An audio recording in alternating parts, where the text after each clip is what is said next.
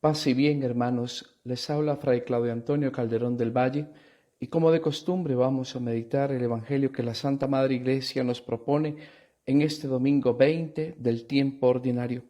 Concretamente vamos a meditar el Evangelio según San Mateo del versículo 21 al 28 y siempre tenemos que recordar el contexto en el que fue escrito este hermosísimo evangelio. Acordémonos que fue escrito alrededor del año 80 en la comunidad de Siria de Antioquía y fue escrito en tiempos de persecución, porque precisamente 10 años antes, en el año 70 después de Cristo, los romanos habían entrado en Jerusalén para sofocar una insurrección hebrea, terminando todo esto con la destrucción del templo.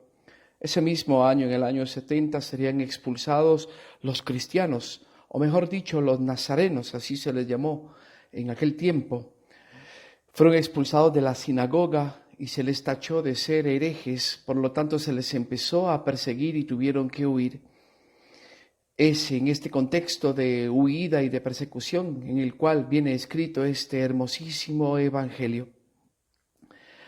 Después de hablar de las generalidades del contexto en el cual se escribió el Evangelio, es importante recordar la estructura básica que tiene este Evangelio, que por un lado va combinando secciones narrativas y entre sección y sección narrativa introduce lo que se llama discursos, pequeños discursos, normalmente a partir de los capítulos que ya hemos venido viendo, discursos parabólicos. Ahora bien, entremos en lo que nos compete, en el capítulo 15, versículos 21 y 28.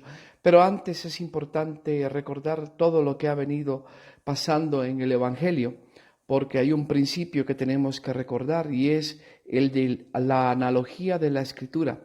Es decir, la palabra de Dios no la podemos recortar y leer únicamente un versículo o varios versículos sacándolos de su contexto. Hay que tener en cuenta todo el contexto del Evangelio. Es más, hay que tener el contexto también en cuenta de todos los 4 evangelios y también hay que ir todavía más allá, tener el contexto de toda la fe. Esto es lo que en teología se llama analogía de la Escritura y también analogía de la fe. Entonces, para interpretar bien cada versículo, hay que tener en cuenta el contexto general de la fe y el contexto general de toda la Escritura. Ahora bien, recordemos que en el capítulo 11 y 12 el clima alrededor de Jesús había cambiado. En un primer momento la gente aceptó a Jesús porque venía recomendado por Juan el Bautista, pero ya vemos en el capítulo 11, versículos del 1 al 5, cómo el mismo Juan entra en crisis y manda a preguntar que si era él el que había de venir, porque resulta ser que Jesucristo está siendo muy diferente a lo que consideraba Juan el Bautista que debía ser el Mesías. Entonces Jesús le contestaba a Juan con una profecía. Le citaba la profecía de Isaías: mira, los cojos ven, los ciegos andan, etc. Es decir, sí, soy yo el Mesías, solo que los planes de Dios son diferentes a los planes de los hombres. También veíamos en el capítulo 11, versículo 16, cómo Jesús entraba en conflicto con el pueblo. En el capítulo 12, 1, cómo entraba en conflicto con los fariseos. En el capítulo 11, 25, cómo entraba en conflicto también con los sabios y entendidos y hasta con su familia. Esto lo vemos, los problemas que tuvo con su familia en el capítulo 12, versículo 46.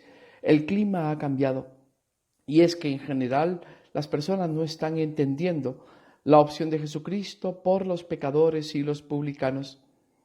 Por eso en el versículo 11, 25 Jesús entra en una crisis que los lleva a ponerse en oración y a entender cuál es el plan del Señor.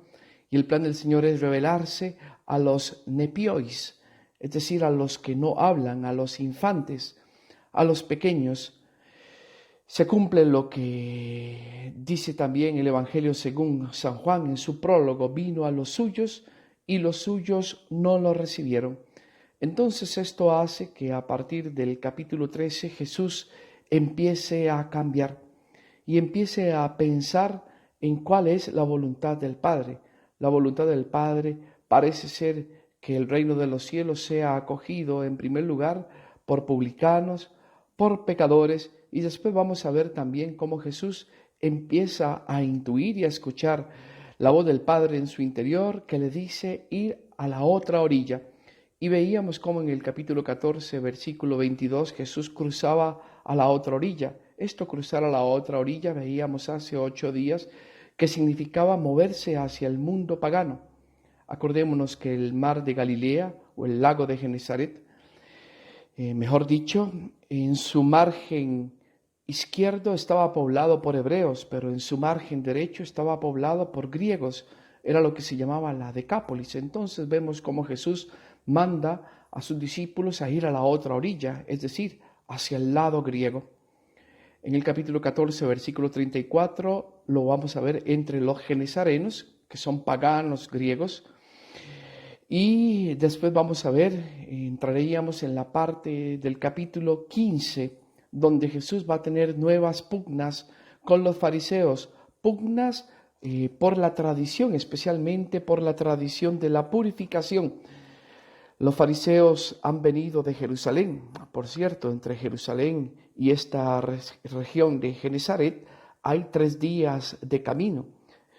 Y parece ser que Jesús ha hecho bulla y en Jerusalén están preocupados los fariseos. Esto también obviamente refleja lo que ya les mencioné, el conflicto que hay en la comunidad de San Mateo con los fariseos, y como los fariseos también están viajando de Jerusalén hacia las regiones de Siria y Antioquía para perseguir a la comunidad cristiana, la misma que escribe este evangelio.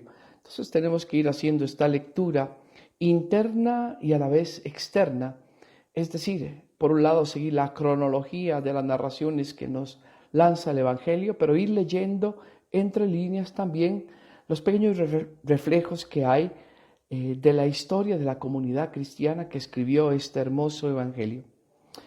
Volvamos al capítulo 15 y a esta pugna que tuvo Jesús con los fariseos. Los fariseos están preocupados porque Jesús no sigue todas las tradiciones sobre las purificaciones. Jesús les dice en el capítulo 15, versículo 8, les cita la profecía de Isaías 29:13, este pueblo me honra con los labios, pero su corazón está lejos de mí. En vano me rinden culto, pues enseñan doctrinas que son preceptos de hombres. Y es que Jesús después va a explicar en el capítulo 15, versículo 19, que no hace impuro al hombre lo que entra por la boca, sino lo que sale del corazón. Acordémonos que el corazón para un oriental, para un hebreo, para un griego, es la sede de las decisiones. En cambio, para nosotros los occidentales modernos, relacionamos el corazón con la sede de las emociones. No nos equivoquemos con esto porque es importante. Tenemos que tener claro, el corazón es la sede de las decisiones, es donde el hombre decide. Entonces el mal o lo que nos contamina no viene de afuera, sino que sale de las mismas opciones libres, sale de los actos del libre albedrío que tiene el ser humano.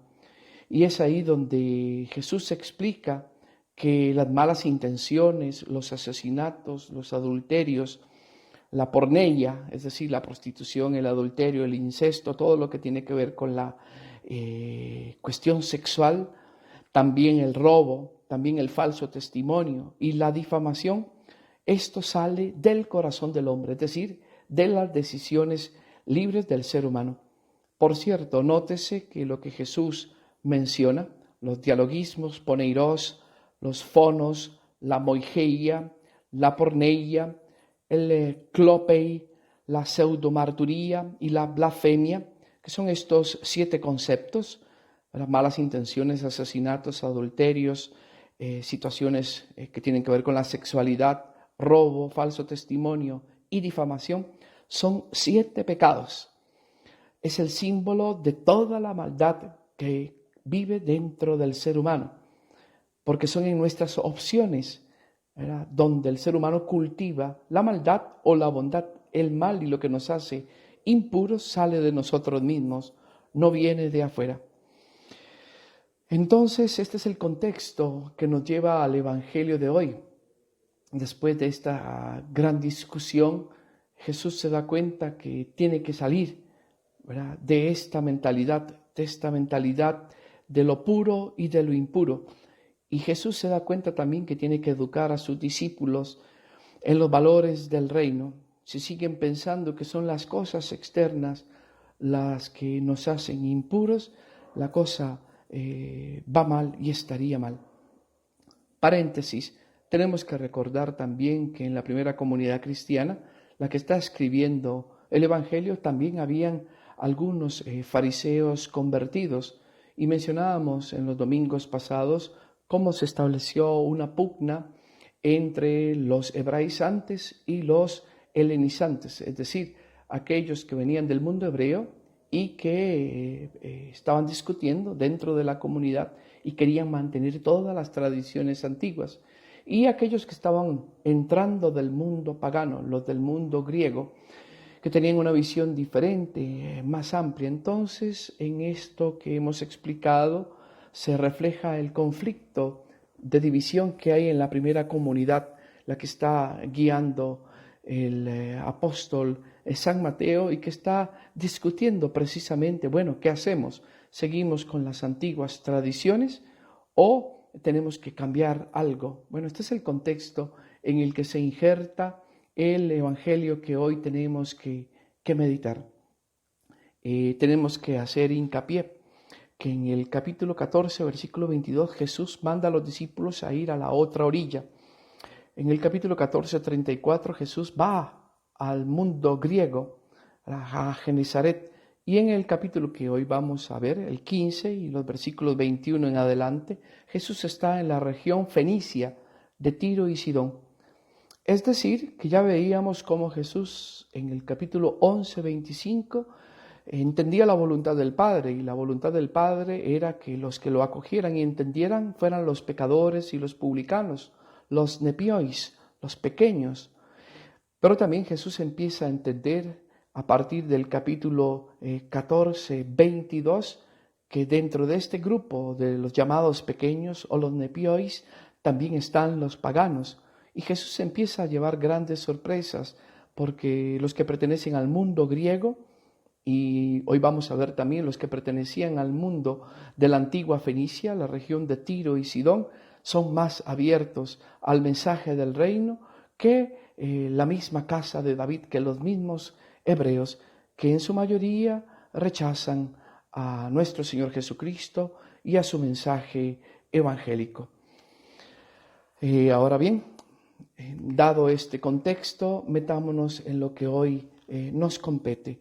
Vamos a meditar, y les recuerdo la cita concreta, la perícopa concreta. Vamos a meditar el Evangelio según San Mateo, capítulo 15, versículo del 21 al 28. Dice así el versículo 21. Jesús está en la región de Caná. Dice así: Jesús salió de allí y se retiró hacia la región de Tiro y Sidón. Aquí tenemos que ya frenarnos y empezar a ver palabras que son muy importantes. Dice que Jesús salió. En griego se dice esta palabra exergomai, que viene de dos vocablos, ex y ergomai. Es una palabra muy importante porque es un vocablo muy técnico que nos hace recordar inmediatamente la palabra éxodo, que viene de ex, que significa salir, y odos, que significa camino, salir por el camino. Y el éxodo sabemos que fue la liberación que hizo Dios a través de Moisés y de Aarón del pueblo esclavo en Egipto. Entonces, si Mateo está usando esta palabra, obviamente por un lado está proponiéndonos ya una idea teológica. Jesús es el verdadero Moisés.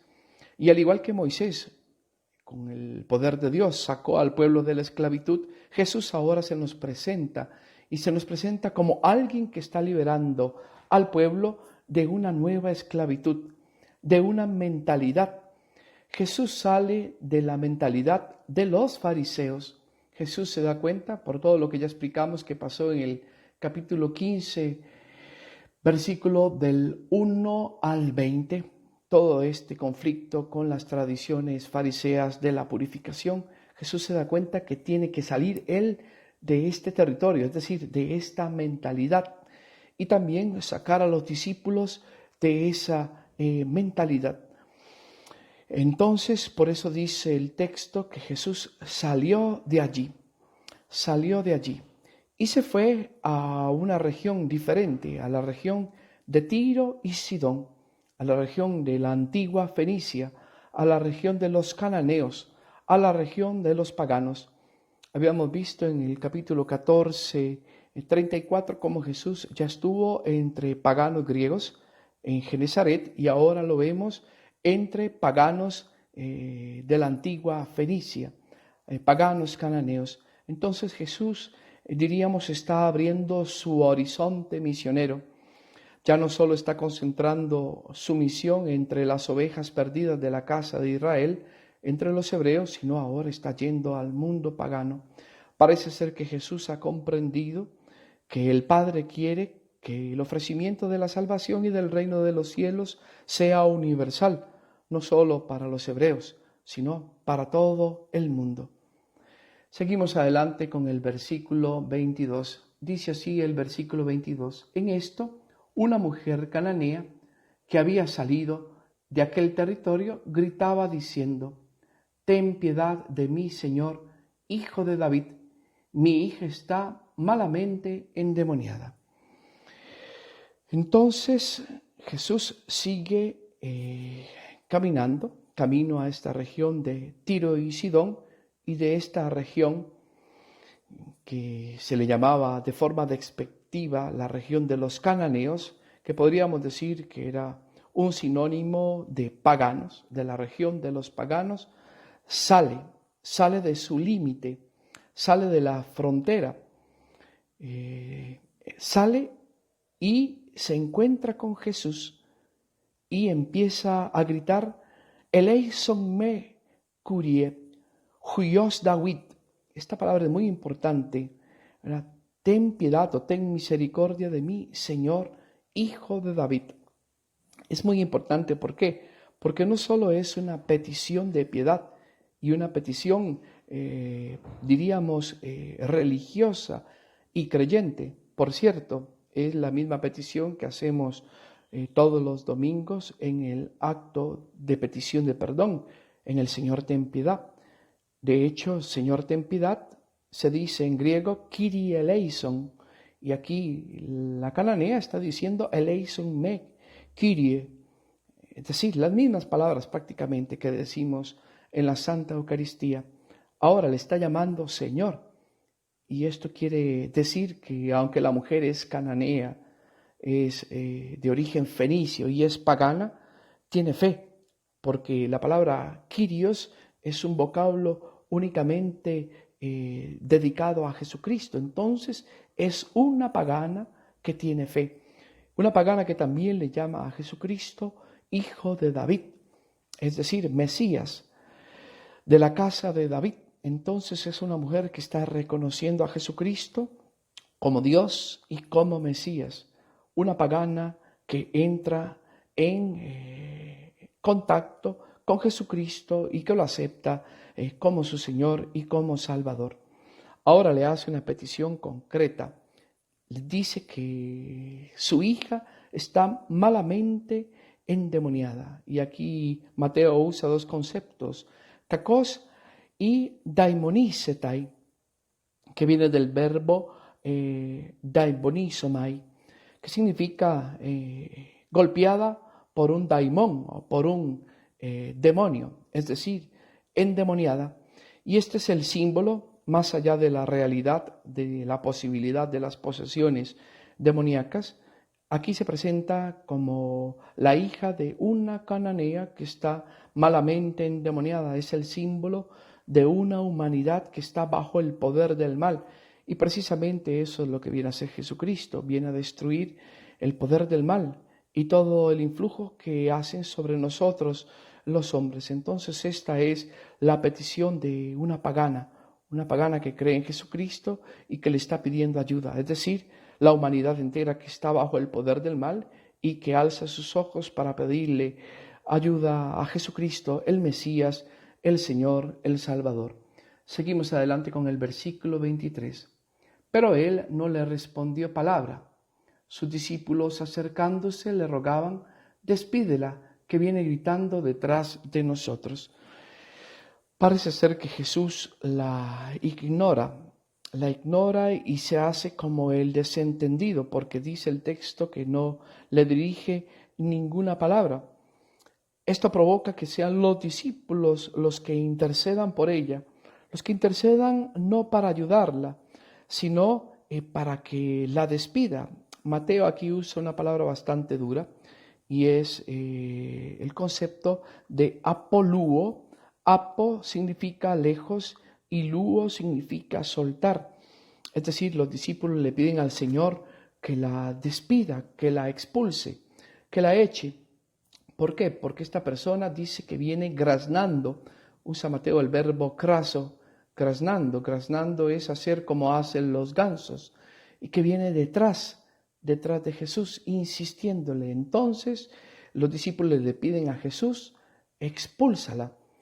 Aquí ya tenemos que entender que los discípulos están bajo el influjo de la cultura hebrea, que predicaba lo que se llamaba el apartheid. El apartheid era vivir aparte, sin mezclarse.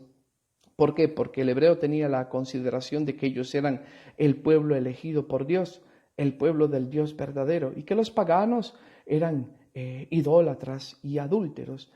Entonces, por el asunto que ya se discutió en el capítulo 15, versículo del 1 al 20, el asunto de la pureza cultural, ellos vivían lejos de los paganos para no contaminarse. Por eso los discípulos tienen miedo de contaminarse y le piden al Señor: échala, expúlsala, no la queremos detrás de nosotros. Aquí ya vamos viendo cuál es la esclavitud de la cual Jesús tiene que liberar a sus discípulos, y es esta esclavitud exclusivista, aislacionista. Los hebreos se creen a sí mismos el pueblo de Dios y por eso desprecian a los demás. De hecho, les cuento una anécdota. Hace unos años fui con un grupo eclesial a visitar una de las sinagogas que existen aquí en Costa Rica y tuvimos que hacer toda una petición y un protocolo para que nos dejaran entrar. Y cuando entramos, yo escuché a uno de los hermanos hebreos que dirigían la sinagoga referirse a nosotros y a nuestro grupo, que éramos todos de la Iglesia Católica, como los gentiles. Gentiles es lo que podríamos decir un sinónimo de paganos. Hasta el día de hoy, los hebreos y especialmente los ortodoxos consideran a todos los demás pueblos y religiones como gentiles. Hasta nosotros los cristianos católicos nos llaman los gentiles. Para ellos nosotros seguimos siendo todavía paganos.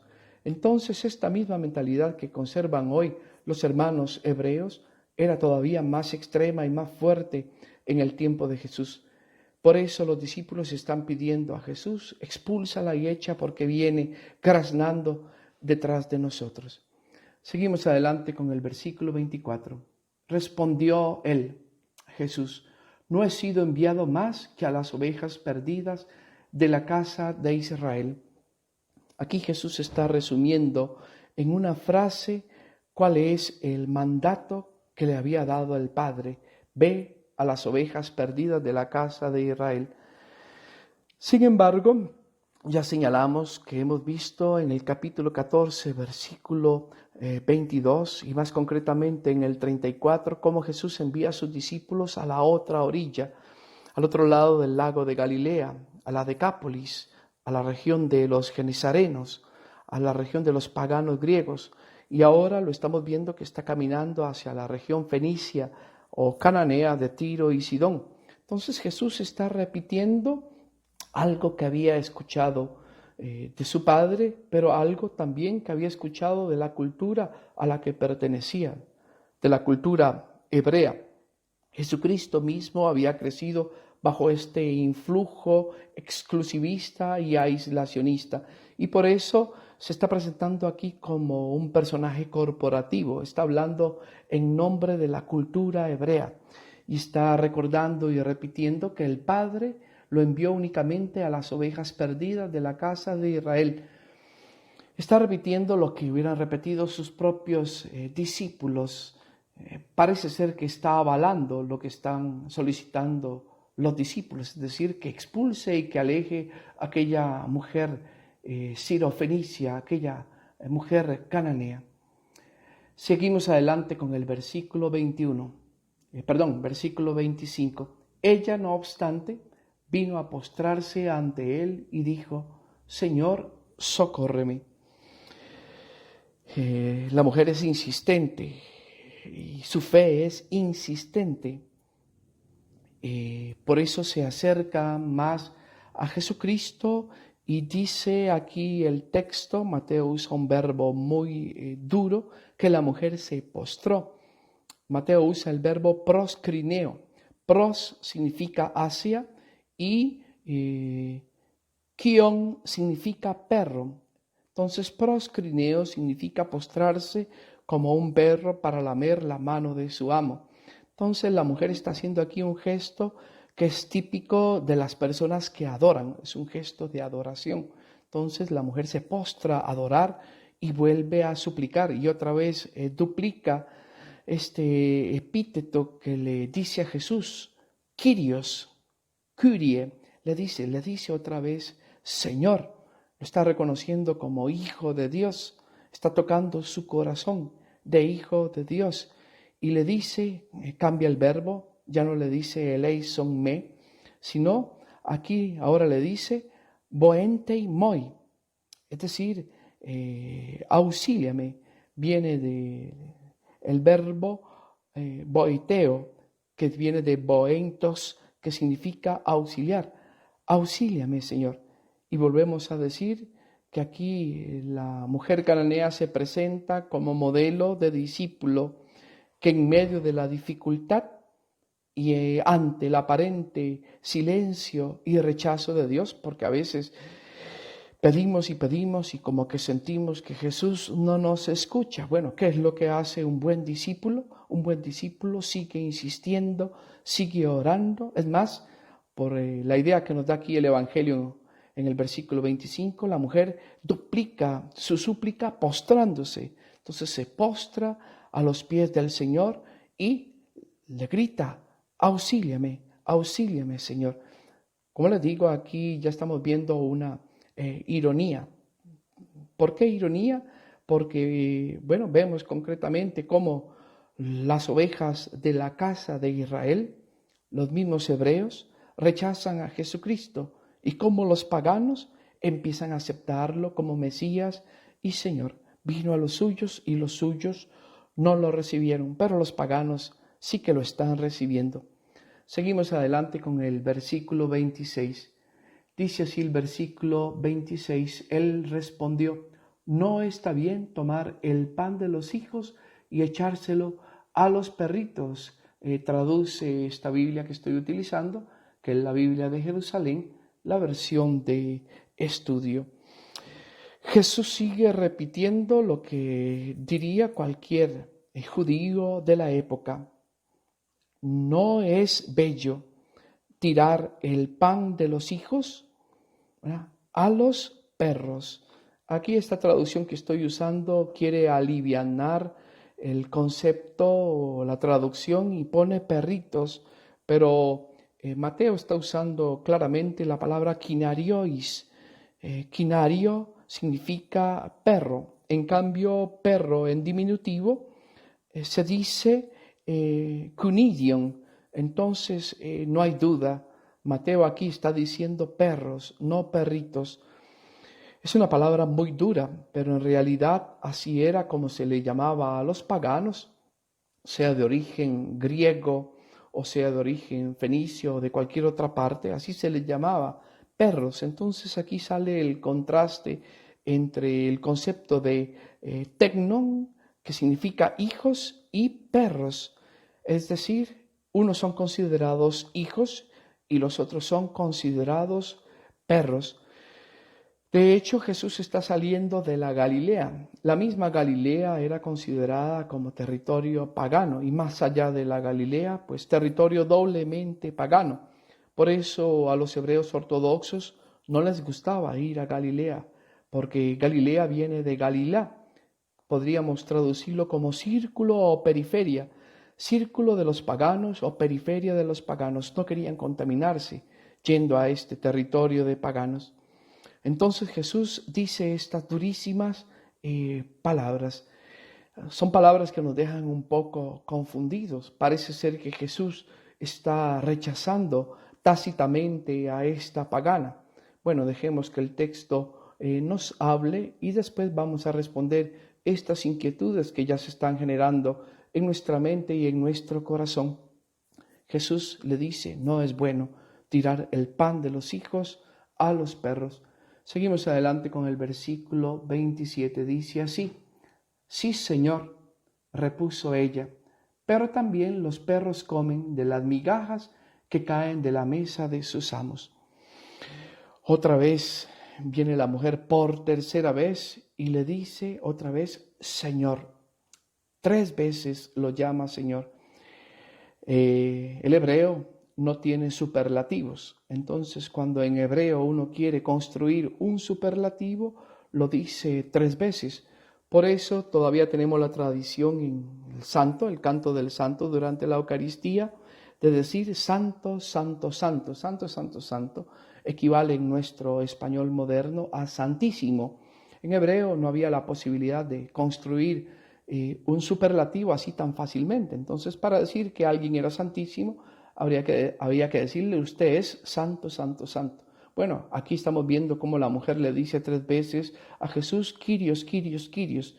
Entonces, es un reforzamiento, es un superlativo. Es decir, le está diciendo, tú eres el Señor con mayúscula, tú eres mi Señor. Y por cierto, con toda humildad, la cananea le está diciendo al Señor, sí, Señor. Está aceptando que ella es pagana, que proviene de un pueblo de corazón impuro, de un pueblo idólatra, dado que en estas regiones había y se practicaba el politeísmo, es decir, se seguían a muchas divinidades. Ahora, pero miren qué grande es la fe de esta mujer que le dice, Señor, es cierto, pero también los quinarion, es decir, los perros domésticos, porque quinarion significa perro de casa, la comen las migajas que caen de las mesas de sus amos. Aquí está reconociendo la mujer cananea como punta de lanza de todas las comunidades paganas que van a entrar en la iglesia. Está reconociendo con toda humildad que la salvación viene de los hebreos y que los hebreos sin duda alguna son el pueblo elegido por el Señor y que Dios en su misterio de salvación escogió al pueblo hebreo como medio de salvación. Ahora, pero no para que la salvación se quedara únicamente con ellos, sino para que a través de ellos, a través de Jesucristo y sus primeros discípulos, esta salvación fuera ofrecida a todo el planeta. Como dice el texto de San Juan, 1 de Timoteo 2:4, Dios quiere que todos los hombres se salven y lleguen al conocimiento de la verdad. Entonces le lanza a esta mujer con gran intrepidez esta frase, sí Señor, pero hasta los perritos, hasta los perros mejor dicho, comen de las migajas que caen de las mesas de sus amos. Aquí estamos viendo algo muy hermoso. Migaja se dice en griego psigión. Psigión viene de xalo, que significa rasgar, como cuando uno rasga el pan y caen migajas. Está reconociendo la mujer cananea que basta una migaja del Evangelio aceptada en un corazón de alguien que vive hundido en el pecado, alguien que es pagano, alguien que es idólatra, para que la vida de una persona sea transformada y cambie. Entonces, una migaja que salva, una migaja de amor de Jesucristo que está cayendo sobre el corazón de una pagana y ésta lo está aceptando. Jesús se queda asombrado y vemos así lo que responde en el versículo 28. Dice así: entonces Jesús le respondió: mujer, grande es tu fe, que te suceda como deseas. Y desde aquel momento quedó curada su hijo. Le dice Jesús a la mujer cananea, ¿verdad? Le dice, ¿verdad? Grande es tu fe. Megalei sou hein pistis. Y aquí Mateo está presentándonos otra ironía y bastante dura. ¿Por qué? Porque en el capítulo 14, el evangelio que meditamos el domingo pasado, capítulo 14, versículo 31, le había dicho a Pedro, nada más y nada menos que a San Pedro, al primer papa que tuvo la iglesia cuando se empezó a hundir en el agua, le dijo que era oligopistos, era hombre de poca fe. Y ahora aquí, en boca de Jesús, Mateo nos está poniendo, ¿verdad?, esta expresión: grande es tu fe. Entonces aquí está la ironía. Jesús le está diciendo a la mujer cananea que tiene muy grande fe, y a Pedro, que es uno de sus discípulos favoritos y a quien después va a nombrar cabeza de la iglesia naciente, le está diciendo: Pedro, eres un hombre de poca fe. Y por eso es una ironía. Aquí es una parte hermosísima del texto donde Jesús nos está recordando y nos está diciendo a los que nos sentimos creyentes y a los que por sentirnos verdaderos creyentes despreciamos a los demás, a los que consideramos paganos, idólatras, hundidos en el pecado, nos está diciendo y nos está sugiriendo: ojo, ten cuidado, porque ese pagano a quien desprecias, al final de cuentas puede tener más fe que tú, y al final él se puede salvar y tú te puedes condenar. No rechaces a nadie. El corazón del Señor es tan grande que hay espacio para todos. Qué grande es tu fe, qué grande es tu fe. Aquí tenemos que detenernos y explicar la situación que hemos contemplado en el versículo 26 y 27. Estas palabras que dijo Jesús nos asustan y nos ponen un poco en crisis, porque vemos a un Jesús que aparentemente ha sido muy grosero, porque le ha dicho a esta mujer: no está bien tomar el pan de los hijos y echárselo a los perros. Y la mujer le contesta en el versículo 27, sí, Señor, pero también los perros comen de las migajas que caen de la mesa de sus amos. Bueno, aquí hay que explicar, y los expertos nos han dado dos posibilidades de respuesta.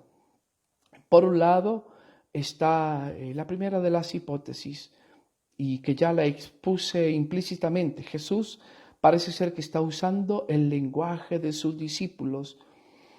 El lenguaje de sus discípulos, que es un lenguaje de apartheid, es decir, aislacionista y exclusivista, porque les quiere hacer ver la esclavitud en la que viven, y lo usa como representante del mundo hebreo, pero no precisamente porque Jesús crea totalmente esta situación de que los hebreos son los únicos hijos de Dios, el único pueblo de Dios, y que hay que despreciar a los demás, sino que se está presentando como voz corporativa del mundo hebreo, pero para llamarnos a la conciencia de que no podemos ser aislacionistas, y para sacarlos de esta visión de esclavitud y abrirlos hacia el universalismo, porque aquí estamos viendo algo que va a ser típico de la naciente iglesia cristiana. El cristiano no es encerrado en sí mismo, no vive en apartheid, no es exclusivista y aislacionista. El cristiano no puede rechazar a los demás, porque como estamos viendo, el mensaje de la salvación de Jesucristo es universal y hay que ofrecerlo a todos. Entonces no nos podemos comportar de manera sectaria diciendo, ¿verdad?, solo los de mi grupo se salvan y desprecio y rechazo a los demás. No, Jesús nos está enviando a predicarle a los paganos y a ofrecerle la salvación a todos sin despreciar a nadie, porque detrás de un pagano, de un idólatra y de un gran pecador, se puede estar escondiendo uno que aceptando el mensaje de salvación se convierta en un santo y al final termine salvado. Esta es la primera de las hipótesis. Jesús habla así porque se presenta como representante, valga la redundancia, se presenta como uno de su cultura, uno de los hebreos que está bajo la esclavitud del aislacionismo, del apartheid, pero Jesús se presenta de esta forma para hacer énfasis de esta mentalidad y sacar a sus discípulos de tal equivocación, de tal esclavitud. Por otro lado, hay otra hipótesis, y es una hipótesis un poco más osada. ¿Cuál es esta hipótesis? Bueno, tenemos que comprender que cuando el Verbo se hizo hombre, la divinidad y la humanidad se unieron hipostáticamente en la única persona de nuestro Señor Jesucristo. Entonces, aunque la humanidad estaba subordinada en todo a la divinidad, Jesús tuvo que crecer como ser humano. Por eso el Evangelio según San Lucas nos relata que Jesús crecía en sabiduría e inteligencia delante de Dios y delante de los hombres. Entonces puede ser que también Jesús tuvo que experimentar un cambio de mentalidad, una metanoia, porque Jesús mismo creció en esta mentalidad aislacionista, en esta mentalidad de apartheid. Y Jesús también en ese proceso como hombre tuvo que darse cuenta paulatinamente que si es cierto que su Padre lo enviaba en primer lugar y en primer momento a las ovejas perdidas de la casa de Israel, también era cierto en un segundo momento que el Padre quería que también le ofreciera a todos los hombres universalmente la posibilidad de la salvación. Entonces posiblemente aquí también estamos viendo lo que se podría llamar una conversión de Jesús, una apertura del vector de la misión de Jesús. Jesús ya no solo le predica a los hebreos, Jesús ha entendido que debe predicarle a los paganos. Y también esto iba a ser un proceso que tendría que sufrir la comunidad mateana. Como ya les mencioné, esta comunidad primera estaba compuesta por un lado de un núcleo bastante fuerte de hebreos, muchos de ellos provenientes de la fracción farisea, pero poco a poco empezaron a entrar también paganos del mundo griego y también del mundo fenicio y de otras latitudes del planeta. Entonces también la primera iglesia, la iglesia naciente, empezó a entender cuál era la voluntad salvífica del Padre, del Hijo y del Espíritu Santo. Y era llevar el mensaje del Evangelio a todo el planeta, a todo el universo. Entonces todo esto lo vemos aquí reflejado en estos dos versículos. Seguimos adelante con el versículo 29. Aunque está fuera de la perícopa, pero vamos a mencionarlo. Dice, pasando de allí, Jesús vino al mar de Galilea y subió al monte y se sentó allí. Así termina el Evangelio de hoy. Jesús vuelve a la región de Galilea, sale de la región de Tiro y Sidón y parece ser que Jesús aprendió una gran lección y también sus discípulos aprendieron que la misión del Evangelio, la misión de la salvación era una misión universal. Y este es un texto que nos tiene que iluminar a todos nosotros. A veces caemos en posturas, diríamos, sectarias. A veces los cristianos somos escándalo para los demás.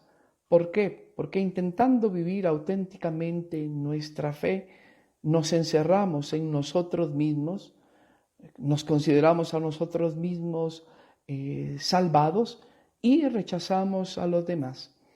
Por ejemplo, aquí hay algo que resaltar y que es un escándalo para todo el planeta y es la división que tenemos entre los católicos y los evangélicos.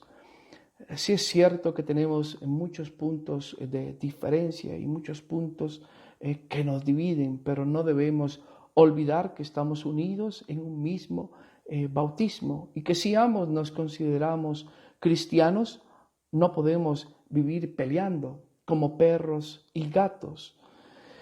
Deberíamos de amarnos y si somos verdaderos cristianos, deberíamos demostrarnos unos a otros el amor ágape, el amor incondicional, pero a veces vivimos peleando y despreciándonos. También un cristiano no se puede dar el lujo de despreciar a otras personas, ni por su condición étnica, ni por su condición ideológica, ni por sus ideas políticas, ni siquiera por sus opciones deportivas. Los católicos somos católicos. Católicos significa universal. Es decir, tenemos que tener un corazón abierto y dilatado, abierto a todos. No podemos rechazar a nadie, si no sería un contrasentido. Jesús nos ha predicado un amor universal y Jesús mismo se ha abierto a nosotros. Técnicamente todos los que están escuchando este evangelio, salvo alguno que sea de origen hebreo, pero técnicamente la mayoría somos del mundo pagano. Y hoy estamos en la iglesia precisamente porque el Padre ha ofrecido a todos los pueblos la salvación y nosotros paganos hemos entrado en la iglesia y esperamos salvarnos. Ahora no cometamos el error, como lo cometieron los primeros discípulos, de expulsar y de echar a los otros de nuestro lado. No. Tengamos mucho cuidado, porque detrás de aquel a quien consideramos pagano, pecador, idólatra, se puede esconder un verdadero hijo de Dios. Y cuidado, porque al final a ese que consideramos pagano se nos puede adelantar en el reino de los cielos y, como va a decir después San Pablo, y nosotros, creyéndonos los verdaderos seguidores de Cristo, podemos quedar descalificados, podemos quedar fuera del reino de Dios. En pocas palabras, el evangelio de hoy es un evangelio que tiene como centro el universalismo salvífico. La oferta de salvación es universal y los cristianos no nos podemos dar el lujo de rechazar a nadie. A todos tenemos que acoger, a todos tenemos que proponer el mensaje de salvación de nuestro Señor Jesucristo y luego respetuosamente, sin ninguna presión ni coacción, tenemos que dejar que cada persona opte en su libertad si quiere o no quiere aceptar a Jesucristo como su Señor y Salvador. Así que en el fondo es un mensaje que predica el amor universal a todos los seres humanos y que nos recuerda también que la misión que Jesús ha encomendado a la iglesia y a todos los cristianos en general es universal, no solo particular. Y por favor, dejemos de estar peleándonos los hijos de Jesucristo a través del bautismo. Por eso, desde hace años, la Iglesia Católica, unida a muchas de las iglesias históricas de la Reforma, han emprendido la ardua tarea del ecumenismo.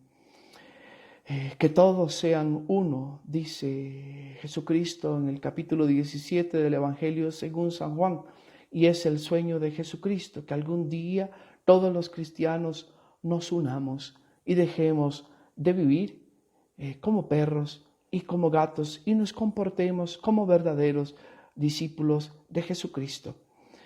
Que el Señor los bendiga a todos, les envío mi bendición, siempre con toda humildad les pido sus oraciones para mi persona, para con mis hermanos de comunidad, para con mi familia de sangre y también una palabra de ánimo para todos los que están sufriendo esta crisis sanitaria, política y económica. Ánimo, el Señor nunca nos va a dejar solo, el Señor está con nosotros, el Señor está siempre ahí.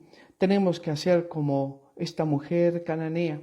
Tenemos que pedirle al Señor, insistirle al Señor, a tiempo y a destiempo. Y sin duda alguna, el Señor nos escuchará, y como hizo con la mujer cananea y su hija, nos liberará de todos nuestros males.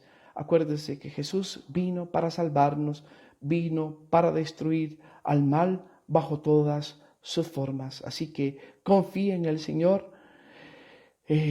ruégale al Señor, mantente en oración, conversa con el Señor todos los días, con fe como hijo, y el Señor te escuchará. Que el Señor los bendiga a todos, que el Señor los bendiga.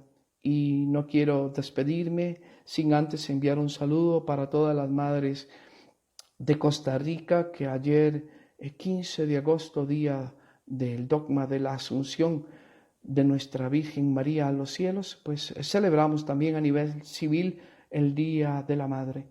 La maternidad es un reflejo de Dios en ustedes, madres, es un reflejo que las hace partícipes del acto de fecundidad, del acto de la creación.